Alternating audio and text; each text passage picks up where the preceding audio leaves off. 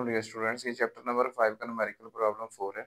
इसमें हमें दिखाया गया है कि एक सिलेंड्रिकल शेप है, इसका मास जो है वो 5 केजी है और इसका जो सिलेंडर का जो रेडियस है वो 0.2 मीटर है। अच्छा, इसके ऊपर एक फोर्स लग रही है 0.6 न्यूटन।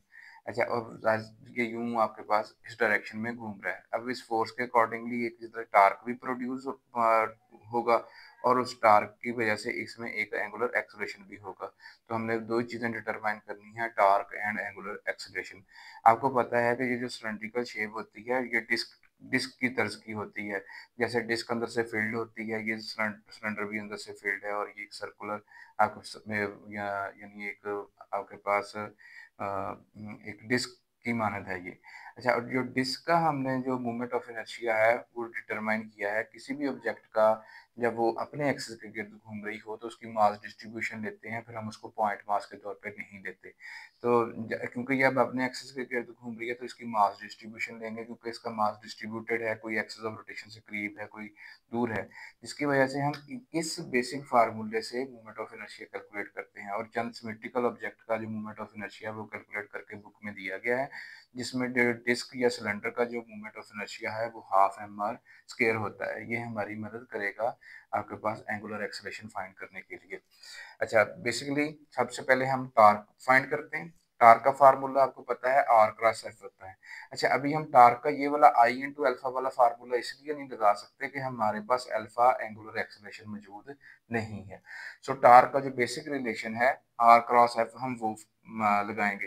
अब आर क्रॉस एफ को खोलेंगे तो फर्स्ट वेक्टर की मैग्नीट्यूड सेकंड वेक्टर की magnitude into sine of the angle between them, और ये एन कैप जो यूनिट वेक्टर है जो कि परपेंडिकुलर होता है उस प्लेन के जिसमें ये आर और एफ मौजूद होते हैं।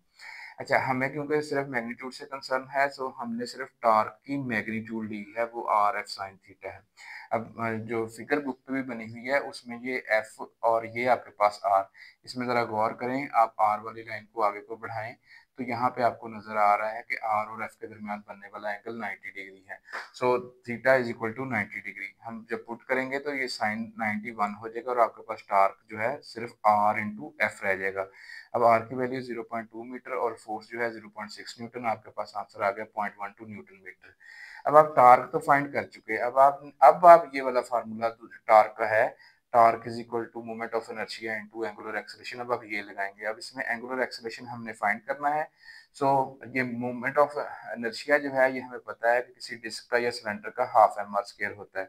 अच्छा, अब अल्फा आपने फाइंड करना है, आपने ये जो बाकी चीजें हैं ये दूसरी साइड पे ले जानी है। ये 2 इधर डिवाइड हो रहा है, उधर टार्क से मल्टीप्लाई हो जाएगा, एम आर स्क्वायर इधर मल्टीप्लाई हो रहा है, उधर जाकर डिवाइड हो जाएगा। सो 2 इंटू टार्क की वैल्यू 0.12 जो अभी हमने फाइंड की है, डिवाइडेड बाय मास जो है 5 केजी है और आपके पास जो रेडियस है सिलेंडर का वो 0.2 है। सो इधर रेडियस का स्क्वायर था तो 0.2 का स्क्वायर होगा। जब हम इसको कैलकुलेट करेंगे आपके पास आंसर आएगा 1.2 रेडियन पर second square. Hopefully answered the question.